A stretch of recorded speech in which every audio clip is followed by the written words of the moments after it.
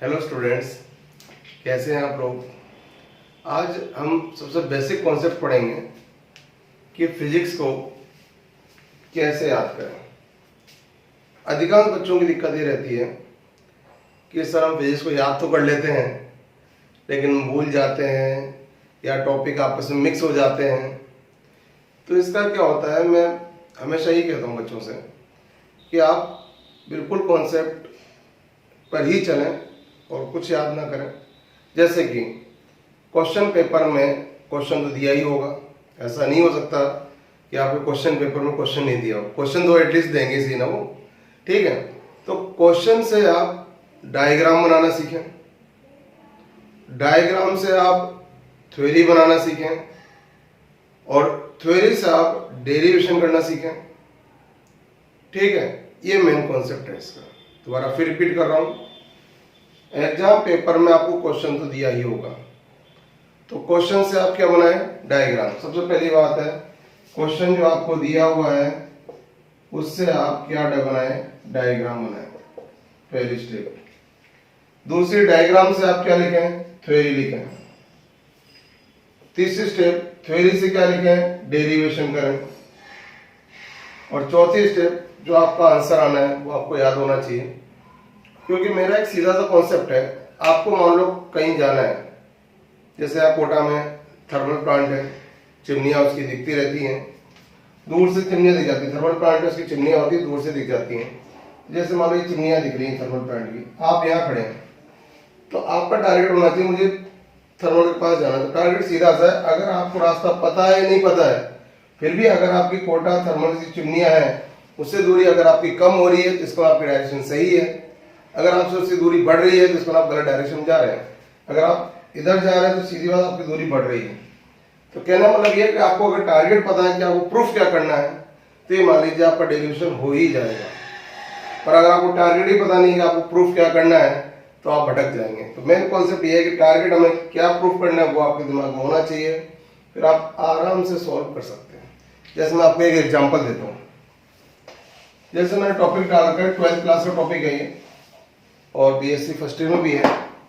ये द्विध्रुव के कारण बिंदु पी आर थीटा पर विभव, इंग्लिश में कह सकते हैं कि डायपोल, इलेक्ट्रिक डायपोल है, उसके कारण हमें पॉइंट पी आर थीटा पर पोटेंशियल फाइंड आउट करना है। तो सबसे पहले हमारा क्वेश्चन एग्जाम में कैसे आएगा, ये आएगा ना, ये द्विध्रुव के कारण बिंदु पी आर थीटा पर विभव ज्ञात करो, find potential at point P R theta due to electric dipole, ठीक है। तो अब क्या करेंगे इसके लिए, हम सबसे पहले तो रखा है द्विध्रुव के कारण, तो सबसे पहले तो आप इलेक्ट्रिक डायपोल बनाए, जो दिया है पहले नंबर वो बनाए।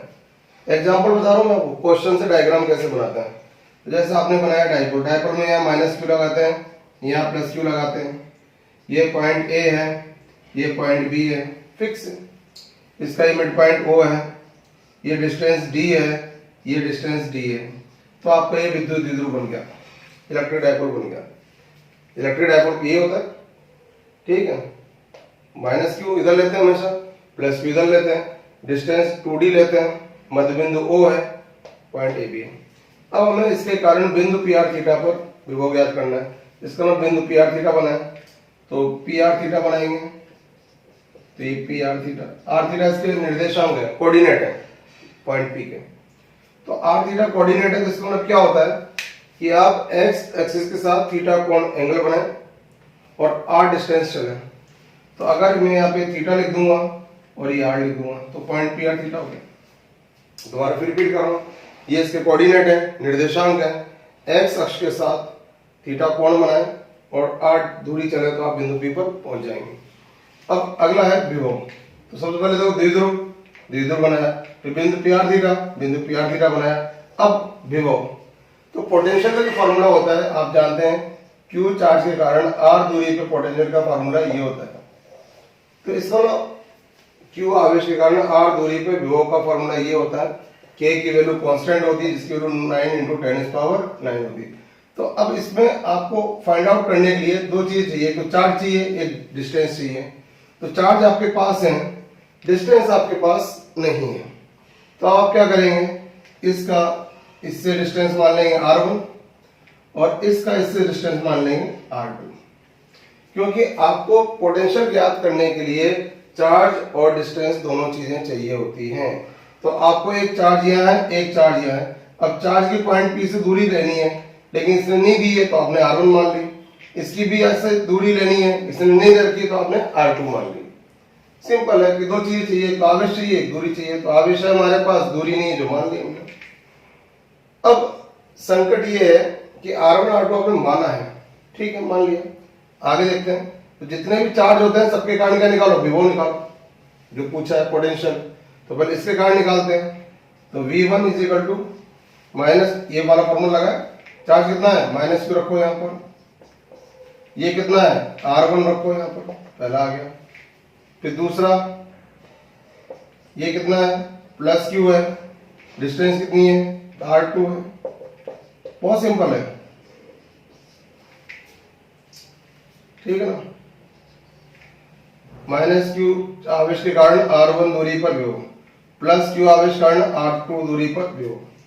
और विभव या पोटेंशियल एक स्केलर क्वांटिटी होती है, अदिश राशि होती है, इसलिए डायरेक्ट जुड़ जाते हैं। तो कुल विभव कितना हो जाएगा, दोनों को जोड़ दो, इन दोनों को मान यार टॉपिक कंप्लीट हो गया बस। अब अगर आपको इसमें थ्योरी लिखनी है तो डायग्राम तो आपके बन गया एक तरह से। अब यहाँ ठीक है, अब आपको थ्योरी लिखनी है। थ्योरी क्या लिखोगे कि चित्रानुसार ए बी क्या है, एक विद्युत द्विध्रुव है जिसकी लंबाई 2d है, मध्य बिंदु O है, हमें इसके कारण बिंदु PR थीटा विभव ज्ञात करना है। सिंपल से डेरिवेशन हो गया, जोड़ दो, आंसर आ जाएगा। अब यहाँ पे एक दिक्कत आती है कि जैसे मैथ्स में जिन क्वांटिटीज में क्वेश्चन दिया होता है आंसर भी उन्हीं क्वांटिटीज में देते हैं, तो आपको इनको R थीटा के पदों में मान निकाले पड़ेंगे R1 R2 के, वो फिर एक आगे मैटर है। लेकिन बेसिक कॉन्सेप्ट तो बस सिंपल यही है।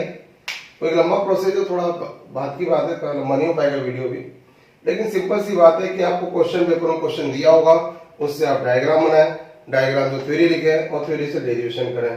तो मेरे ख्याल से आपको मेन कॉन्सेप्ट समझ में आ गया होगा। फिर भी आपको कोई दिक्कत है तो आप कमेंट्स मुझसे पूछ सकते हैं। Thank you.